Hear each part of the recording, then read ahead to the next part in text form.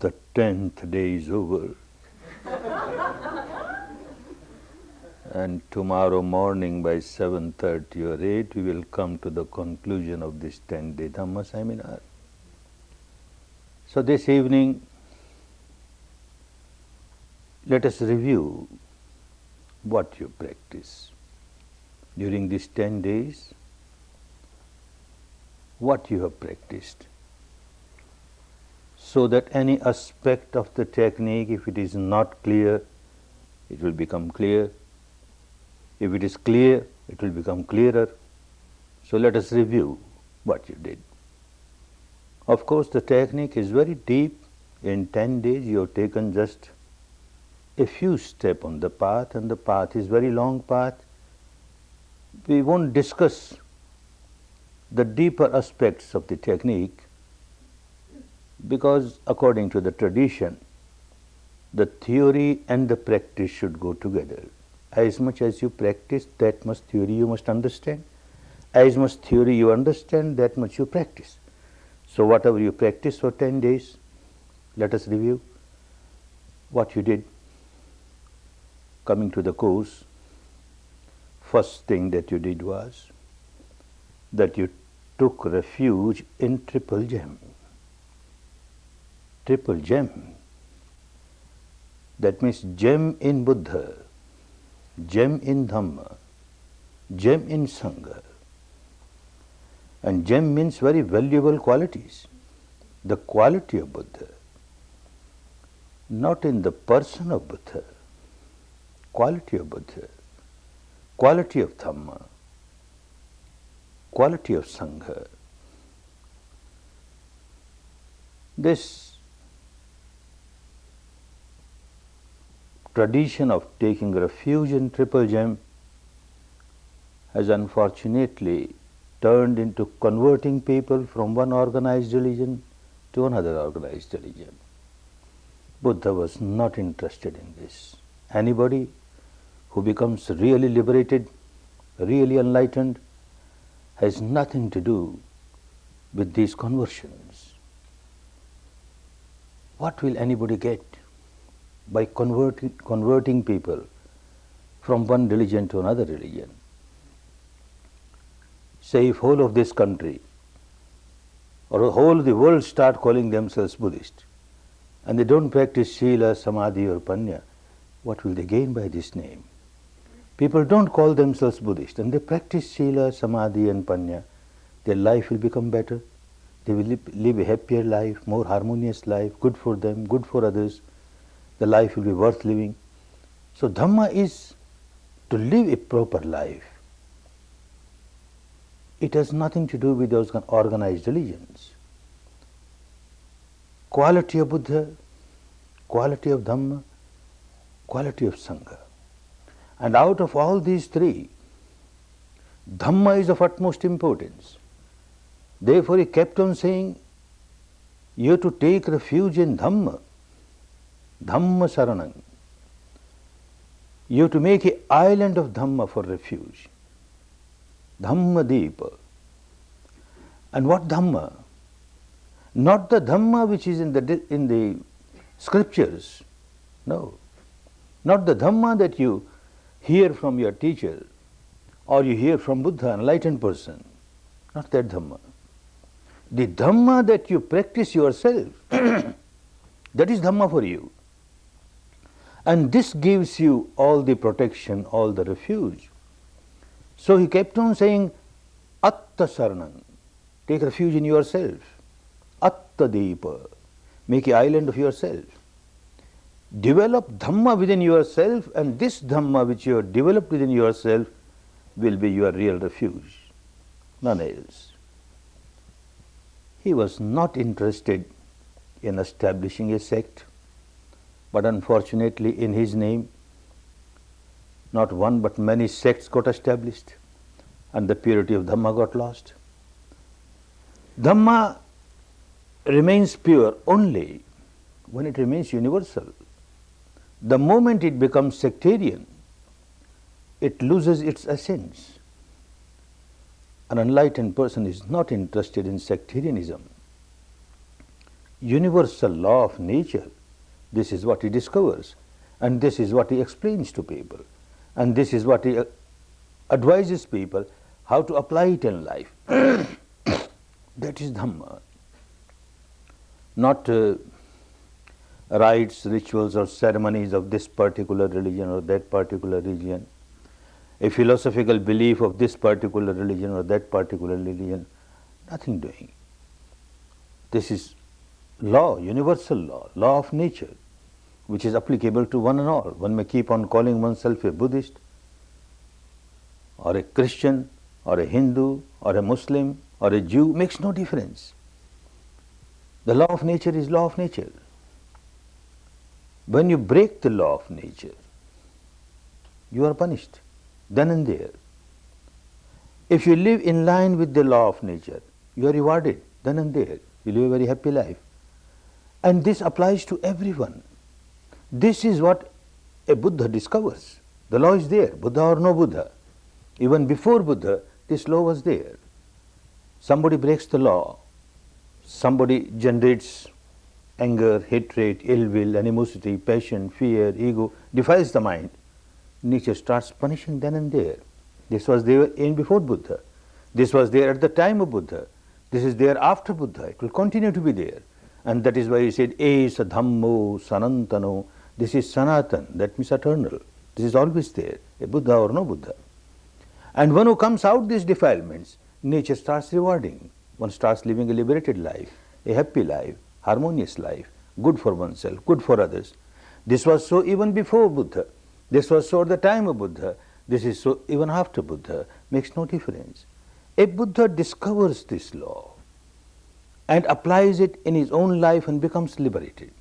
And then out of compassion starts distributing to others, distributing to others. It always remains universal. It has to remain universal, otherwise it will lose its efficacy. A Buddha is not interested in sect.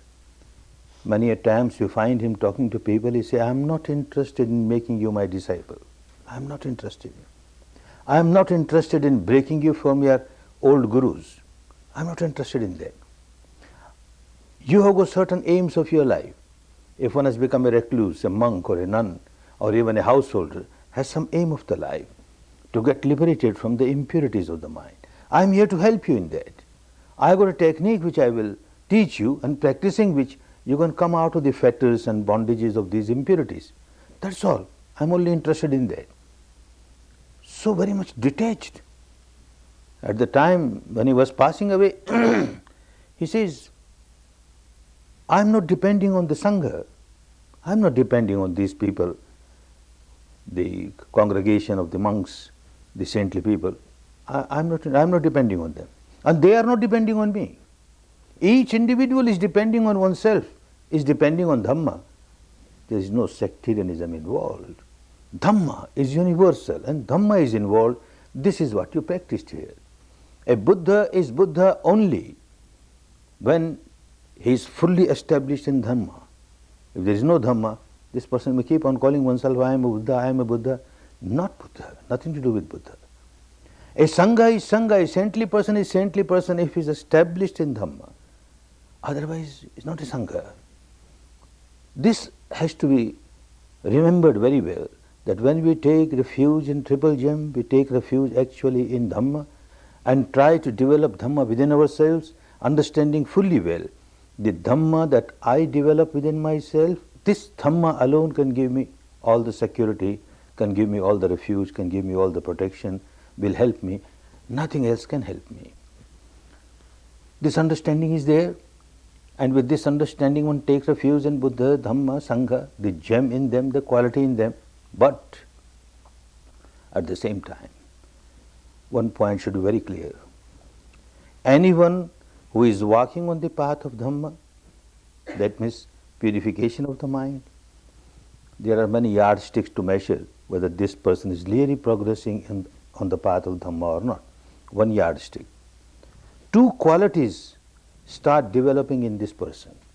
Very essential. If these two qualities are not developing, then understand this fellow is only playing some intellectual game or emotional game or devotional game. He has nothing to do with Dhamma. He is not practicing Dhamma. What two qualities? One quality, a feeling to serve others without expecting anything in return. Out of question to expect any kind of material gain, totally out of question.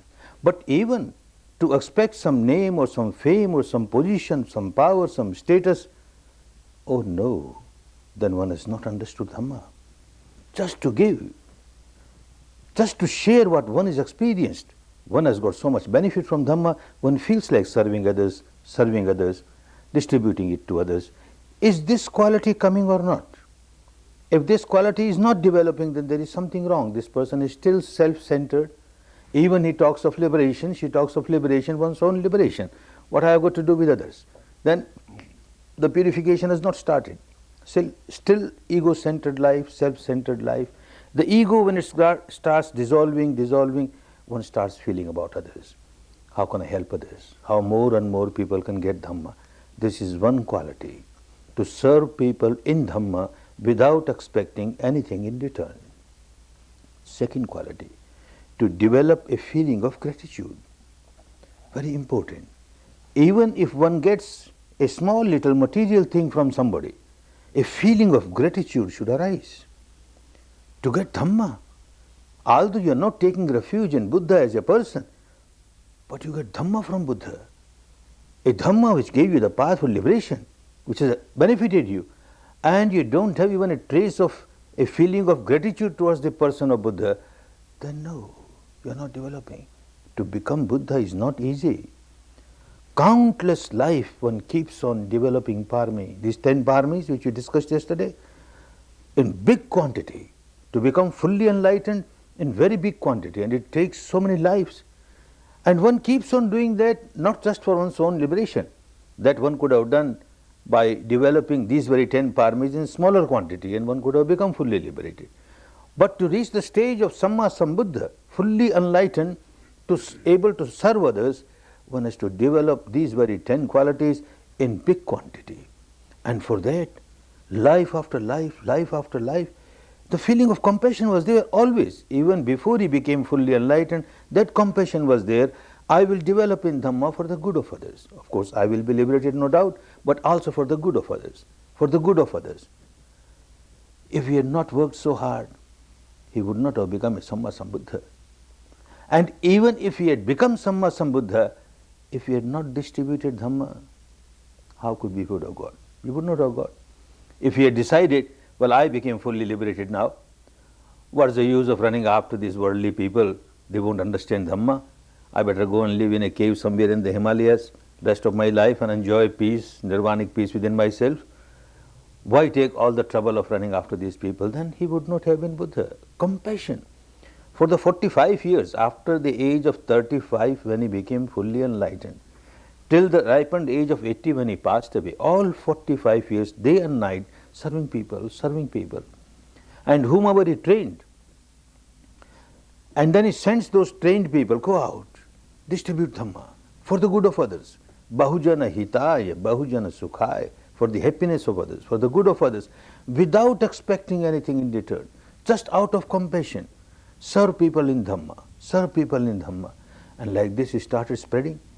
And then from teacher to pupil, from teacher to pupil, generation to generation, how this was maintained in its pristine purity for 25 centuries. It is not easy. So all those people, the teachers, the line of teachers who maintained the purity of the technique, one feels a feeling of gratitude towards them, a feeling of gratitude towards Buddha, a feeling of gratitude to this line of teachers who maintained it in its pristine purity. Very difficult. People try to get it polluted just to satisfy the disciples. A disciple wants it in this way, all right, just to please the disciple. I come from business community, so I know very well. To satisfy the clients, clients are always right. The customer is always right. Customer wants this way, all right, this way. Wants this way, this way. Then one is not a Dhamma teacher. Quantity has no meaning. Quality is important. Even few people practice, but they should practice in the proper way. Not just to please people, to help people. Bahujana hitaya, bahujana sukhaya. All this line of teachers, how they maintained it in its pristine purity, one feels very much grateful to them. So this quality of having developed gratefulness towards Buddha is there, although it is not taking refuge in the person of Buddha, thinking that he will liberate, because I have taken refuge in Buddha, now I can do whatever I like and Buddha will liberate me. Nothing doing, this is not Dhamma, it's against Dhamma. You have to liberate yourself. Buddha only can point out the path. He has pointed out, he has taught the technique, technique is there, people have maintained it in its pristine purity. One has to work on it, develop in Dhamma and get liberated. But the feeling of gratitude is important. That is why this taking refuge in Triple Gem. And the next, you took 5 precepts. Understand all these 5 precepts, they are parts and parcels of this technique of meditation. There are many techniques. Even 25 centuries back, at the time of Buddha, there were so many techniques of meditation. There were so many teachers. 6 of them were very renowned teachers of those days. Out of those 6 renowned teachers, only one, besides Buddha, used to give importance to Sila, morality. But all the rest, just to please their customers, you can do whatever you like. You are free. You are free to break Sila if you feel like breaking Sila. You want to have this sensual pleasure, go ahead, go do that. You want this pleasure, go ahead, do that. This kind of madness was there. And yet, each one of them announced that I am a Buddha, I am fully liberated, I am fully enlightened. How soon people forgot about them. In their lifetime, of course, they became very popular. For some time, they remained popular. People thought it is very easy, you can break your Shila and do whatever you like, and yet you can become liberated. Wonderful, this path is good. But ultimately, it's polluted Dhamma. It can't give you the real benefit of Dhamma. So even in those days, even today, there might be teachers who might tell you Shila is not important. But so far as the purity of Dhamma is concerned, Shila is utmost importance. Those who keep on breaking Shila and think that they will develop in Dhamma, impossible. Doesn't matter, the progress may be slow, but your Shila must be perfect, must be perfect. This foundation should not become weak. And this is not because the Buddha says so.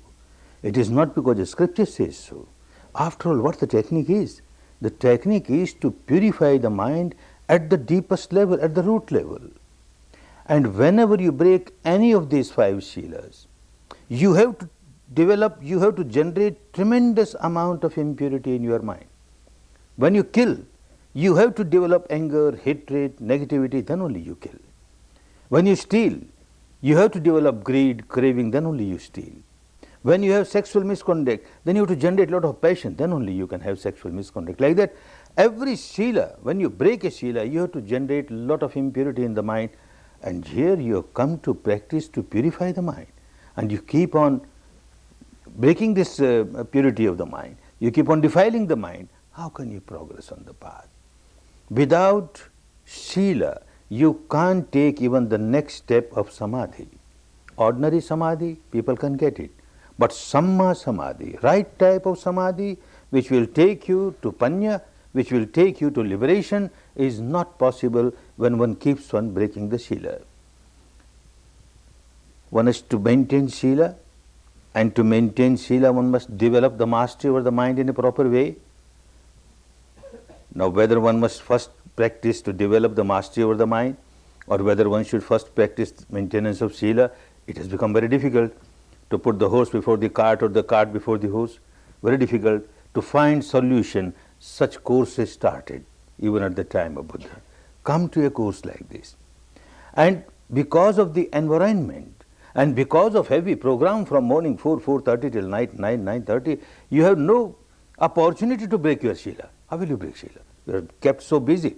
So you are maintaining your Shila, at the same time you are practicing Samadhi, and your Samadhi is becoming Samma Samadhi, right type of Samadhi. A Samadhi with the base of illusion, delusion, imagination can be practiced without Shila. A Samadhi with the base of verbalization, visualization, with the base of craving, with the base of aversion, can be practiced without Shila. But this kind of Samadhi, which wants the object of reality, reality pertaining to yourself, without craving, without aversion. If you want to develop this samadhi, sila is absolutely essential. So these kinds of camps, they help you. Sila for good samadhi for panya. Samadhi was there. As I said, there were teachers in India at the time of Buddha, even before Buddha, who were teaching Sila. Sila was not something new which Buddha started teaching. Similarly, Samadhi was there. It was not something new that Buddha started teaching. He himself, before he became Buddha, he went to two other teachers where he learned very deep Samadhi, 7th jhana and the 8th jhana, 7th absorption Samadhi and the 8th absorption Samadhi, which today India and the world has lost totally. He got all that, and yet it was not the right time. All the impurities of the mind could not be eradicated by that Samadhi, so he had to develop work Panya. Now Panya was also there in India, even before Buddha, even at the time of Buddha, and even after Buddha. But the Panya was all the time Suttamaya Panya. You read, you discuss, you talk, or Chintanmaya Panya, or you just intellectualize it, but Bhavanamaya Panya was missing. How to apply Panya in life, how to live the life of Panya, the living Panya, that was missing. This was the contribution of Buddha.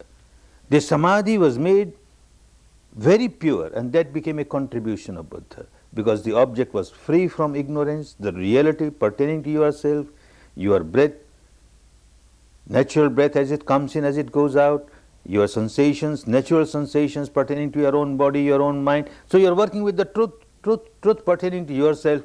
There is no illusion, there is no delusion, there is no craving, there is no aversion. Samadhi becomes right type of samadhi, Panya becomes right type of Panya. One has to keep in mind that if one really wants to progress on the path, the purity of the technique must be maintained. You come for 10 days just to examine, just to give a trial, a justice, a full justice to the technique. After 10 days, you are your own masters. We find that this is good. Then don't mix up anything with it. Maintain its purity. Now, what is the purity of the technique? When you work for samadhi, you started working with respiration. There are many techniques to develop samadhi with the help of respiration. Certain types of practices are to regulate the breath, to control the breath.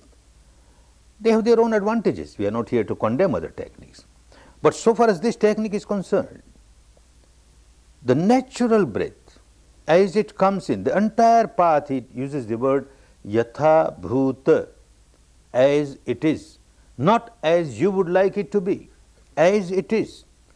No created reality, no artificial reality, no imposed reality, the natural reality, as it happens from moment to moment, as it manifests itself from moment to moment. You are now observing the breath, natural breath. If it is deep, you just accept the reality, it is deep. If it is shallow, you just accept the reality, it is shallow. Passing to the left nostril, passing to the left nostril, or right nostril, both nostril. If it is shallow, you don't try to make it deep. If it is deep, don't try to make it shallow. If it is passing to the left, don't try to turn it to the right. If it is right, don't turn it to the left. Just accept the reality as it is, as it is, as it is. Of course, sometimes for a very new student, when the breath is very subtle, one cannot feel whether the breath has come in or gone out. So one is permitted to take just a few slightly hard breathings, conscious breathings, intentional breathings, but that should not remain an object of concentration all the time. Just a few, and then come back to natural, normal, soft breathing. If it is shallow, it is shallow. Soft, it is soft. Develop your awareness of the softest breath, the shallowest breath, the finest breath, and that is how you are sharpening your mind. Another important thing, while you are feeling your breath coming in, going out, you have to keep your attention on a small area. The smaller the area, the sharper the mind is bound to become. If you choose a big area of the body somewhere and keep your attention there and try to feel the breath coming in, going out, your attention will get concentrated, but your mind will not become that sharp to feel the subtlest sensation on the body. That is why he chose nasagga, he said. the front part of the nostril. Keep your attention on this area. And from here you keep on observing the breath coming in, going out, coming in, going out. And this helps you that within 3 days you started feeling some sensation or the other. And this helped you to make your mind so sharp that by the time you were on the 4th day or the 5th day, you started feeling sensations everywhere. So area very important. You have to start and you keep on working on a smaller area at the entrance of the nostrils. Natural breath, pure breath, bare breath, mere breath, nothing but breath. No verbalization. Understanding fully well that if you start verbalizing any word along with the breath, your concentration will become easier. No imagination, no visualization, understanding fully well that if you start having vision of a shape or a form of any god or goddess, any founder of religion, this religion or that religion, this saintly person, that saintly person, this enlightened person, that enlightened person in whom you have got devotion. If you keep on imagining his shape or form, mind will get concentrated, but you will miss Vipassana.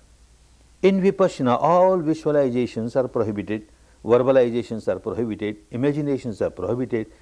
Natural truth that keeps on manifesting itself, that's all. One reason why we don't allow these words to be used, because most of the time the words are nothing but the name of this particular god or that particular god, founder of this religion or that religion, and then it remains limited to a particular sect. A god who is very much respected by a particular sect, his or her name will not be recited by somebody else belonging to other sect. And Dhamma has to be universal, because our melody is universal. When the mind becomes impure, defiled, and one starts experiencing misery because of that, that is not limited to a particular sect or a particular community or particular country or particular gender. It is universal. So the remedy has to be universal. No sectarian remedy can solve the problem. When you have these words, and if these are words belonging to a particular sect, then it can't be universal practice. Or if you have a shape or a form which belongs to this particular god or that particular goddess, or this religious person or that religious person, again it gets connected with a particular sect. This is one reason, but there is another subtler reason also. Sometimes a student comes to me, he says, I want to verbalize, because by verbalizing it becomes easy for me to get concentrated. I won't use any sectarian word, I won't use the name of this god or that god. When the breath comes in, I will say 1. When it goes out, I say 2. This is universal. Anybody can say 1, 2, 1, 2. Or coming in, going out, coming in, going out. Good. Argument is good. But still we can't allow that. Why? Because any word, you keep on repeating that word will become predominant for you, will become more important for you, you will forget all about the breath. Mind will get concentrated because of this word. You are repeating this word. Whether the breath is coming in or not, you will say in. Whether it is going out or not, you will say out. Out, in, out, in, out, in. You forget all about the breath. 1, 2, 1, 2, you forget all about the breath. Our purpose is not served. Our purpose is not just to concentrate the mind. Our purpose is to understand the reality pertaining to your own structure of mind and matter, how interaction is going on, and you have to reach the stage where you start feeling the sensations. You keep on repeating 1, 2, 1, 2, in, out, mind gets concentrated, but you can't feel the sensations, you can't understand what is happening within you, and you miss something very important. You miss Vipassana. Therefore, no verbalization. Another difficulty with verbalization is that every word that you repeat, and as you keep on repeating it again and again, every word has its own vibration. And then masters of mantra, they found out that certain words have very strong vibrations, like you strike a gong, and very strong vibration comes. Words like Om, Ing, Ring, Kling, Bija mantras, they say. These words, if you keep on repeating, they generate very strong vibration in you. You get concentrated very easily. Your entire being gets engulfed in that particular vibration. But understand, this is a created vibration. This is an artificial vibration. You are missing the natural vibration. And Vipassana wants you to experience the natural vibration. These created vibrations are good. Good to the extent that they won't allow any bad vibrations, they work like a shield for you. But they are very harmful also, because they become a big barrier. They won't allow you to feel your own vibrations at the depth of your mind. What happens when you generate anger? What happens when you generate passion? When you generate fear? When you generate ego? That is much more important for you, because you have to come out of that impurity. And if you keep on repeating and you generate a particular vibration which is artificial, created vibration, and you imposed it, then you have missed the reality at a deeper level. Therefore, no verbalization, no verbalization. Similarly, no visualization. The whole technique will take you from the apparent truth, apparent, solidified, intensified truth, say this body, solidified body, and you keep on working in Vipassana, it turns into mass of vibrations, mass of atoms. This is the ultimate truth of this solidified body. And you now start an imaginary image, a solidified image. And then, unless you have broken it, dissolved it to vibration, your purpose is not served. So why create something and then dissolve it, create something and already you have got so much this solidity, and to dissolve it is so difficult. Therefore, no imagination, no visualization is recommended. Just the sensation that you experience from moment to moment, yatha bhuta, as it happens, not yatha kata, not yatha krita, not created by you, but natural vibration, natural sensation that you experience. This takes you to panya. Then the whole body you start experiencing, and you are to observe the sensation, understand its nature, the nature of arising, passing, arising, passing. If you don't understand this nature of every vibration arising and passing, then there is every danger that the sensation will result either in craving or in aversion. And this keeps on happening throughout the life, life after life. Sensations are always there. And the depth of your mind, the so-called unconscious mind, keeps on feeling these sensations all the time. It is either pleasant or unpleasant. When it is pleasant, this part of the mind keeps on reacting with craving, craving, craving. When it is unpleasant, this part of the mind keeps on reacting with aversion, aversion, aversion. This part of the mind, which is the root of the mind, has become a prisoner of its own habit pattern. All the time, day and night, either craving or hating, craving or hating, craving or hating, and that keeps on coming on the surface also. The mind at the surface also is influenced by the root. And you try to rectify your mind at the surface level, you may be successful for some time, but if the root is unhealthy, your entire mass of the mind will remain unhealthy. This was the discovery of Buddha. There were many teachers before Buddha, at the time of Buddha, and after Buddha. India is a very ancient land and highly spiritual land, where many experiments are done for the purification of mind, for the liberation of beings. But we find all the teachers before Buddha, contemporary to Buddha, and after Buddha, they all speak in the same language. You must come out of craving, you must come out of aversion, you must come out of ignorance, then only you will be liberated. Now craving, what craving? Aversion, what aversion? These 6 sense doors and their respective objects. You have to be free from craving towards any object. Some shape or form or color or light is the object of your eyes. You like it, you develop craving. You dislike it, you develop aversion.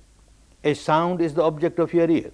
A sound, you like it, craving. You dislike it, aversion. Like this, the smell for the nose, taste for the tongue, touch for the body, and any thought or emotion for the mind. These 6 objects, every spiritual teacher has said, don't get indulged in these sensual objects, otherwise you can never get liberated. Come out of this. Buddha also said the same thing. But Buddha went one step deeper, which nobody else could do. He found out, because he worked not with any kind of belief or philosophy of the past, all the beliefs he left aside. Without condemning them, he left them aside. Like a scientist, he started investigating the truth pertaining to the mind, pertaining to the matter, where the misery really starts, and observing the truth, he reached the stage, Sankhitena Pancha Upadan Khanda Dukkha. Sankhitena, at a very deep level. And in short, he could find out these 5 khandas, 5 aggregates, the aggregate of matter, the entire physical structure, mass of kalapas, arising, passing, and 4 aggregates of mind, the cognizing part, the recognizing part, the feeling part, the reacting part, all these 5 joined together, they give a ignorant feeling, I am this physical structure. I am cognizing, this is my cognition. I am recognizing, this is my recognition. I am feeling, this is my feeling. I am reacting, this is my reaction. This I, mine, this is upadana. Tremendous amount of attachment to these 5 aggregates. And because of this tremendous amount of attachment, these 5 aggregates keep on arising, multiplying. The sankharas keep on multiplying. Your misery keeps on multiplying. He could understand that at the experiential level. This is where the trouble starts. So he examined the entire structure of mind and matter at that level, where all these 5 he could see separately how they are working. And Vipassana takes you to that stage. If you start playing games with any kind of special sensation, this or that, then you will forget dividing it, dissecting it, understanding its nature, how the mind and matter get interaction, how they are influencing one another, how they get influenced by one another. All that will become unimportant for you. And you will be just elated when you get a pleasant sensation, and you will get very much depressed when you have unpleasant sensation. He took us to Vedana, to the sensation, not to play the games of sensation. The aim was to come out of these sensual objects and not to generate craving and aversion, which was the teaching of all the spiritual leaders. But they were working only at that level, at the surface level, at the apparent level. Don't get indulged in this sensual object or that sensual object. Buddha went deeper. He says our craving and our aversion does not arise to these external objects. The external object and your craving and your aversion, there is something missing in between, and that missing link is the sensation on the body. Any object, when it comes in contact, phassa pachaya vedana, it comes in contact and there is a sensation. And one part of the mind gives evaluation, very good, very bad, it becomes pleasant, it becomes unpleasant. Then only vedana pachaya tanha, then only the craving or aversion starts, not before that. And if this particular link is missing, then you keep on working at the surface level. It is good you come out of craving and aversion at the surface level of your mind. The intellect part of your mind becomes purified, nothing wrong, but then you miss the depth of your mind. He took people to go to the depth of the mind and work with the sensation.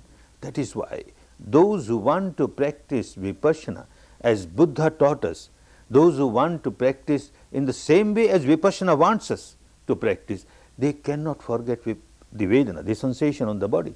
If you forget sensation on the body and you are aware of everything else outside, it is good. It is good just to keep your mind concentrated, to keep the purity of your mind at the surface level, but you will miss the root level of your mind. With sensation, you are purifying your mind at the root level. So keep that in mind. Whenever you practice Vipassana, this sensation plays such an important part. The sensation, whether pleasant or unpleasant, you keep on understanding its nature. And with practice and with experience, however unpleasant a sensation may be, sooner or later you understand, well, look, it arose and after some time it passed away. It is not eternal. And when it turns into very subtle vibration, then also it is wavelet arising, passing. Oh, this is impermanent. This is the nature of every sensation, because this is the nature of the entire physical structure. This is the nature of the entire mental structure. And a sensation is nothing but a product of the contact of these two. So when that arises as the object of the sensation, the mind and the body, they keep arising and passing away. So the sensation arises, passes away, and you are experiencing it. You are not playing an intellectual game. You are not just accepting it because Buddha said so. And as you keep on experiencing it becomes bhavanamaya panya. You are living now. You are experiencing it. It is not just suttamaya panya. It is not just a theory for you. At the practical level you are understanding, and you started changing the habit pattern of your mind at the depth level. If this is understood and kept in mind, not that all the time you will be so perfect that whenever sensation comes you won't react at all, that is a very high stage, but ultimately one has to reach that stage. The aim should be very clear. Any sensation, I will not react with craving or with aversion. Even if I have reacted, I will come to senses as quickly as possible. very pleasant sensation came and you started reacting, wonderful, this is very good, I got a flow, now I got a flow. Immediately you must come to senses, oh, after all, this is impermanent, what craving about it? And suddenly it changes into very unpleasant sensation and you react with aversion. How quickly you come back to the wisdom, oh no, this also is impermanent, no aversion, no aversion. Like this you learn yourself to get established in this anicca, the wisdom of anicca, and you are progressing, you are progressing. These are the basic fundamental principles of Vipassana. If you don't miss them, certainly the results, the whole technique is result oriented. Not that you will get benefit after death. After death certainly benefits will come, there is no doubt, because there is a flow coming from the past and moving towards the future, taking us to the final goal where the flow stops. But meanwhile, when the flow is there, benefits continue to be benefits provided you practice in a proper way. This benefit must come here and now in this very life. If it is not coming, there is something wrong. If there is no change for better in your life, then there is something wrong. Something wrong means you are not practicing properly. The technique is helpful. It has been helpful last 25 centuries to so many people. It is helping now. So there is no doubt about the technique. But the way in which one is practicing something may be wrong. So contact your teacher, your assistant teacher, your guide, and try to understand what is wrong, why I am not getting any benefit from it, why my anger has not diminished, my passion has not diminished, my ego has not diminished, my impurities are not diminishing, and there is something wrong somewhere. Keep on examining yourself. Don't expect magic or miracle that having one 10-day course, now you are free from craving, free from aversion. It doesn't happen. If it happens, I congratulate, very good. But it takes time. It's a long path, quite a long path. If you understand how you have to walk on the path, and if you are walking on the right direction, in the right way, the results, good results are bound to come, bound to come.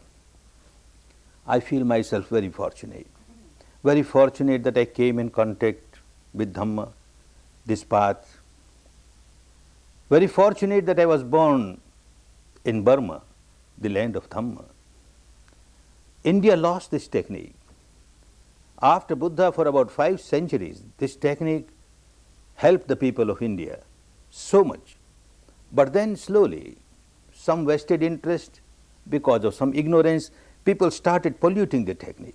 Try to mix this, try to mix that. And when you start mixing up the technique, you make it polluted, then it loses its efficacy. You don't get the result which you should get. And when people don't get the result, they stop practicing. So like that, India lost this technique. It went to different countries and there also it got lost. But one neighboring country, Burma, fortunately maintained the technique in its pristine purity, although with few people. Not that every generation, all the masses of the population were practicing it. No. From teacher to pupil, they took it their responsibility that we got it from India, we got it from Buddha, and we have to maintain in its pristine purity, because after 2500 years again it has to spread. This was the belief going on there. So they kept it in its pristine purity for their benefit and for the future generations. I feel myself very fortunate that I was born there and came in contact with this technique. 300 years after Buddha, during the time of Buddha and during 300 years after Buddha, this technique spread in northern parts of India. Then after 300 years, there came an emperor, a king, an emperor by the name of Ashoka, and a very cruel person, very ambitious person, wanted more and more of his empire, to spread his empire. He don't mind killing people, maiming people, harming people, just out of this greed to have bigger empire. And he was feeling very proud to call himself Chanda Ashoka, Ashoka the cruel. He was very happy to say that. People getting frightened by his name. How this person, because of some good paramis of the past, he came in contact with Dhamma and he got totally changed. By practicing Dhamma, he realized harming people and getting more and more wealth and more power, how is that going to help me? I am harming myself, I am harming so many people. He became totally changed. And then people started calling him Dhamma Ashoka. One who was Chanda Ashoka, Ashoka the cruel, now become Dhamma Ashoka, Ashoka the master of Dhamma, who was now developed in Dhamma, full of love, full of compassion. He started serving people, because once one tastes Dhamma, one cannot resist. One feels like giving it to others, more and more people. All this population, the people, my subject, they are like my own children. As I want my children to develop in Dhamma and come out of their misery, I like the entire population of my country to take Dhamma and come out of their misery. He started spreading with all the love, with all the compassion, giving a good example as to how he has changed. Others should also change. And not only northern India, nearly whole of India started practicing.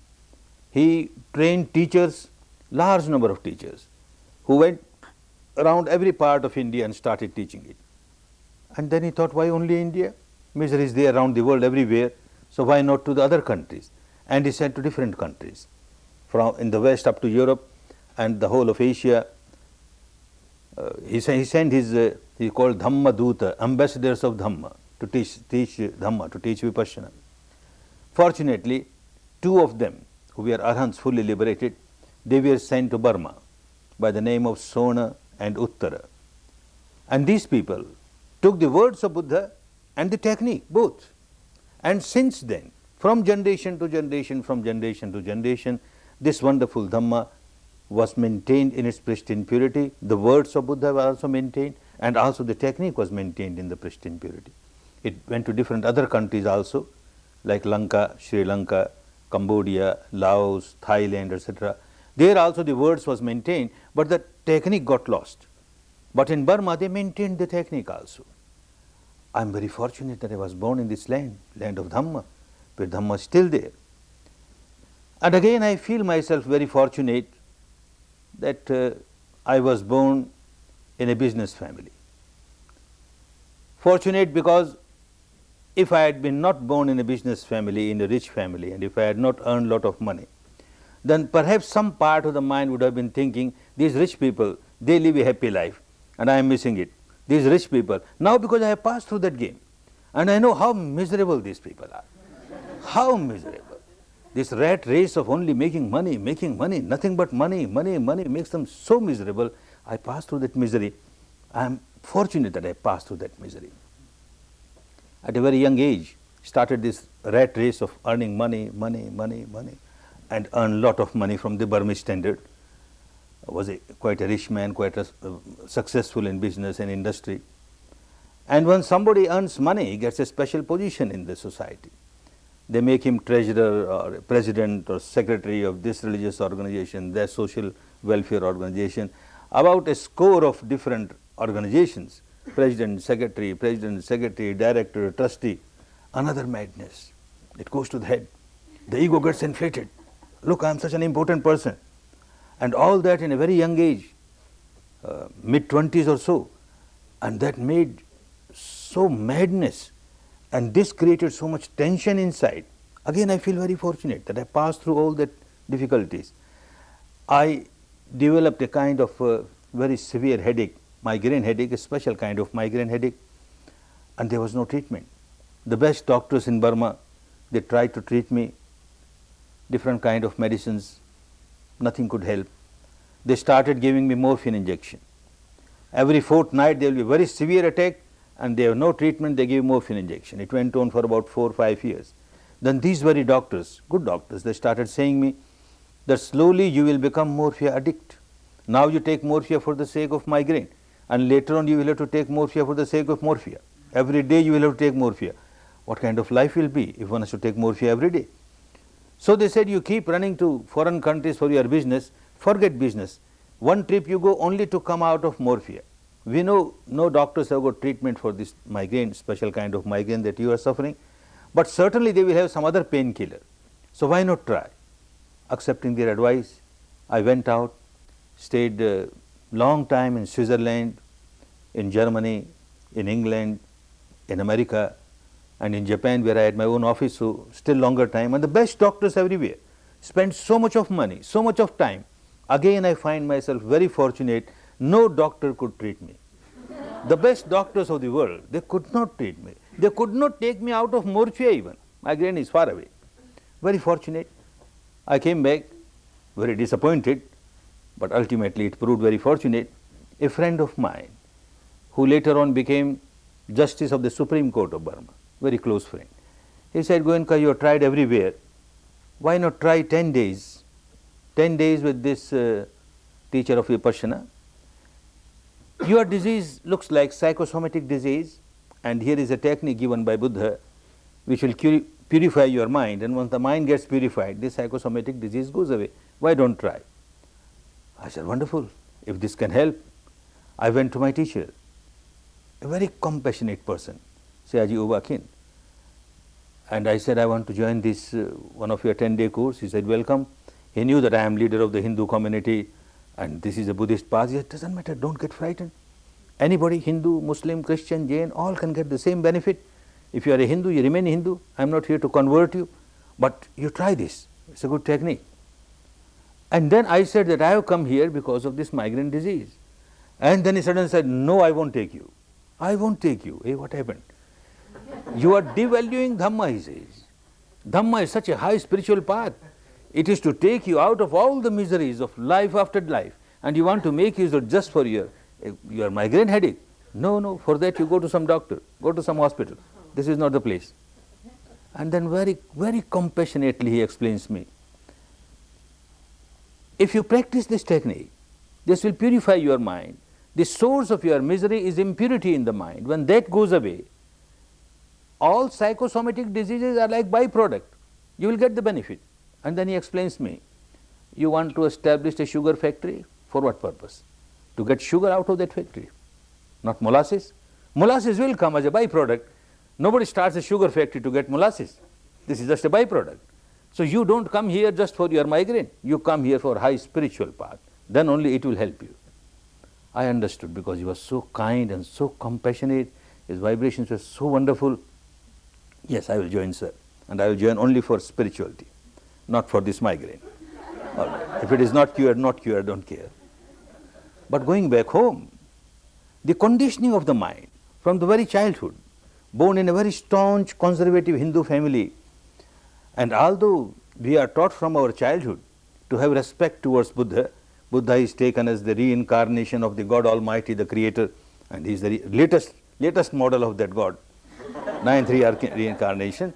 So we must have respect for him and all regards for him. But his teaching, oh no, his teaching is not good. Because he does not believe in soul. He does not believe in God. What kind of teaching? Atheist, not good. So this is what the training was of the mind, and that started worrying. If I go to these people and learn this technique, and if I become Buddhist, and if I have no faith in God, if I don't know faith in soul, what will become? I might go to hell. Oh no, this path is not for me. I better not go. For a few months, it went on, some struggle went on. Then later on, I thought, my teacher says that you are a Hindu, you remain Hindu. I am not converting you to Buddhism. I make you a good human being. You practice Shila, morality, you practice mastery of your mind, you practice Panya, purification of mind. That is acceptable with you also. So why not try? All right, I try. But with a strong determination that I will remain Hindu, I won't become a Buddhist. All right. I give a trial for 10 days. And I went there. Very fortunate. Of course, like anybody else, the second day, I thought like running away. Because the conditioning of the mind. When I heard other people saying that when they meditate, they saw this light or that light, and I don't see any light. And my tradition says that if you see divine light, this is the stage of liberation. And look, these people are seeing divine light and I am not seeing divine light. And then I remember the word of another saintly person. He says, a camel can pass through the eye of a needle, but a rich man cannot pass through the gateway of heaven. And I am a rich man. So this path is not for me. All these people, they are teachers, professors, doctors, good people, good-hearted people. They can see all the divine light and all. I can't see. So why waste my time here? I better run away. And I packed. One of the co-meditators, professor of history of the university there, she was very kind. She found out that I have packed and I want to run away. So she tells me, just one day more. The first day you started getting so much sensation, people get only on the third day. You get so much and the teacher is so pleased with your performance, why you want to run away? And light is unimportant. Don't give importance even if you feel light. Just one day, I feel so grateful to her. She kept me. Otherwise, I would have missed this wonderful path forever. I stayed there. And that evening when I entered my small little cell to meditate, as I sat down, a light came. This light, that light. Because the mind was not craving now. I am with my sensation. And suddenly a sound came. And with us a divine sound. Oh, this is divine sound. This is divine smell. This is divine light. I said, no, my teacher says, don't give any importance. Only sensation. Only sensation. Very fortunate. I passed through all that. On the 5th day or 6th day, I was so fascinated by the whole teaching. Because as a leader of the Hindu community, I used to give lectures on Gita, I used to give lectures on Upanishad, on Vedanta, and everywhere the same teaching is there. Come out of craving, come out of aversion, come out of anger, come out of this, come out of that. But how to come out? There is no technique. Mere sermons, sermons, sermons. And here I find this is applied Gita, this is applied Vedanta. Here you get the practice. Wonderful technique which helps me to come out of my craving. I could not come out of my craving, my fear, my ego, my anger. And here is something which gives a practical path, how to come out of it. I got so fascinated. And after 10 days I found, yes, some change has started coming in the life. Some change has started coming in the life. And I started making use of it. I feel very fortunate that I was born in a country, Burma, which maintains this technique in its pristine purity, although with very few people. And they maintain the words of Buddha in the pristine purity, the technique of Buddha in pristine purity, and came in contact with this saintly person. With so much of compassion, he taught me Dhamma. For 14 years, taking my responsibility as a householder, I kept on working on this technique also. After 14 years, it so happened my parents had left Burma and they had gone to India. And my mother became very sick, some kind of psychic trouble she had. And I knew if she practices Vipassana, she will come out of it. But in those days, the Burmese government would not give a passport to their nationals to go out. I feel very grateful to the Burmese government. They gave me a passport to go out to India, to teach Vipassana to my mother. And I am very grateful to the India government. They gave me visa to stay longer and to teach technique to my mother. The first course was given within a month of my arrival in India. Buddha said that you cannot pay back the debt of gratitude of your parents. So difficult. Whole life you just keep on serving your parents, do nothing. Still you cannot come out of the debt. The only way to come out of the debt of the parents is, if the parents are not established in Shila, help them to get established in Shila. If they are established in Shila, they have no Samadhi, help them to get established in Samadhi. If they are established in Shila and Samadhi and no Panya, help them to get established in Panya. They have Shila, Samadhi and Panya and they have not realized the ultimate goal of Nibbana, help them. I feel very fortunate that I could come out of the debt of gratitude of my parents. It was a small course. My 2 parents participated and 12 others participated, some known, some unknown.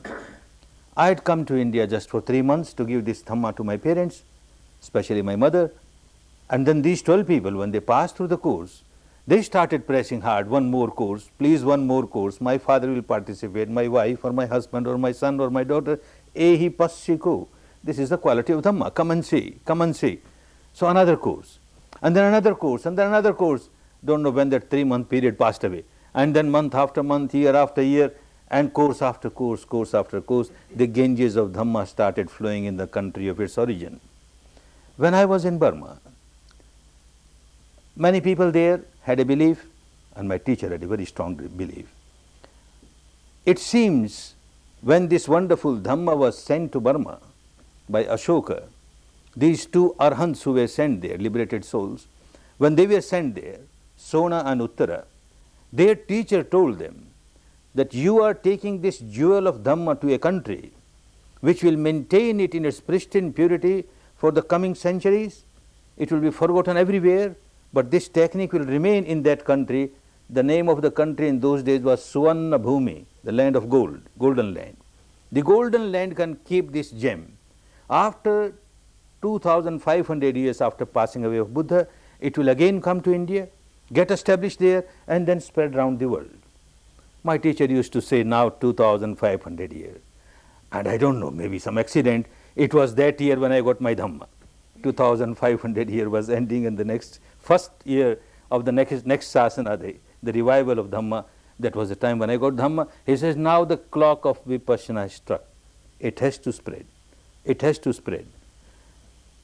To be true, at that time, to me it looked like a sectarian belief. Why 2500? Why not 2400? Why not 2600? Why 2500? What is the reason behind it? It didn't look very scientific, but this was the belief. But when I came, I was really wonderstruck when I saw what is happening. When I came to India, I made a list of people who knew me or whom I knew. The list could not come to 3 figures. It was less than 100. Less than 100 in a country of millions. Less than 100 people know me or I know them. How in the courses people started coming, unknown people. And from every sect, from every community, unbelievable.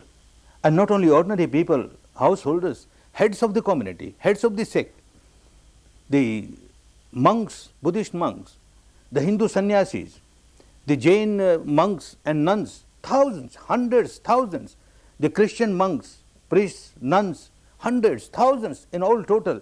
How they are coming? How they are coming? A large number of people from different walks of life. How they are coming? What miracle? I don't know them, they don't know me. How people get attracted to Dhamma? And then slowly it became clearer and clearer. People come to the courses. And when I come in contact with them, many of them, when I see them, meet them, discuss with them, talk with them, something starts inside feeling that this person is known to me from long time. This person is known to me. Yes, known to me. So many lives. This person must have been meditating with me in Vipassana. Now the time has come. This person already has got seed of Vipassana, seed of Dhamma. And now the time has ripened for this person to grow in Dhamma, and not only help oneself, but help others. There is a potentiality of this person not only to help oneself, but help others also. And I also see there are people who have come just to take the seed of Dhamma. They have done some very good karma of the past, some very wholesome deed they have done. And the ripening of that deed has helped them to get a seed of Dhamma. So whether you belong to the category where you got the seed of Dhamma, or whether you belong to the category where you already had a seed of Dhamma and now you have come to develop in Dhamma, the wonderful jewel that you have got, make use of it properly.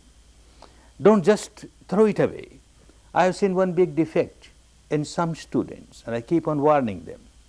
Many a time people come just to give a trial. Nothing wrong. Something new, one should first give a trial. But you keep on giving trial, only trial, and you never become serious to work.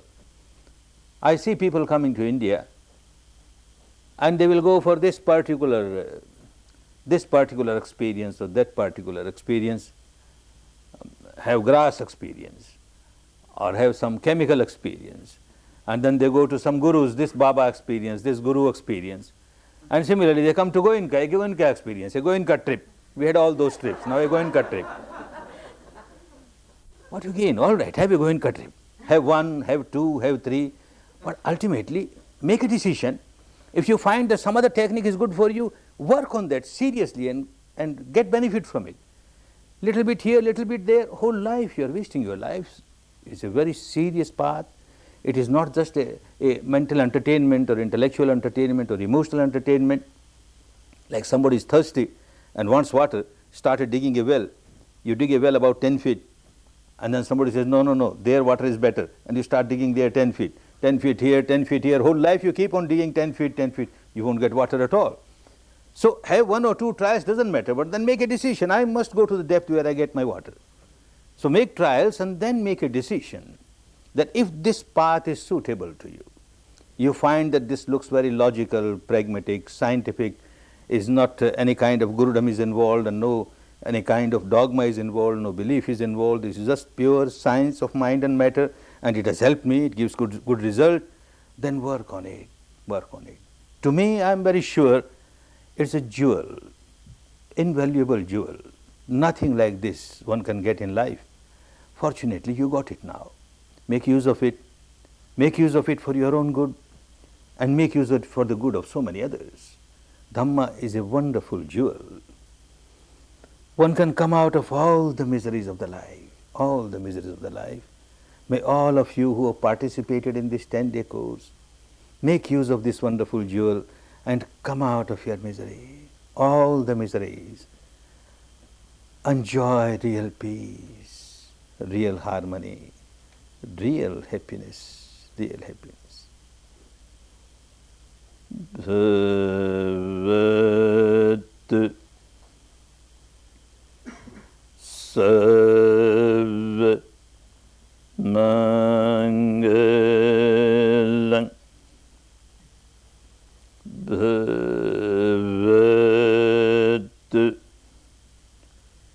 Sarva Mangalang Bhavat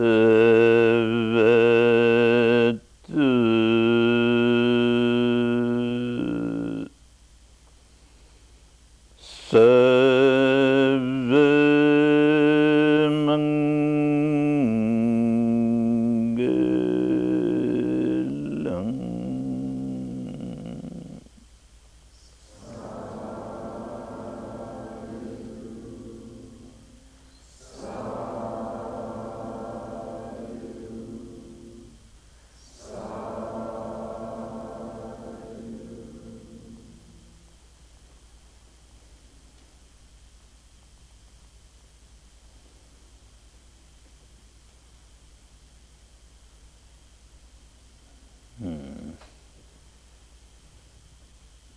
Take rest, take rest, take rest.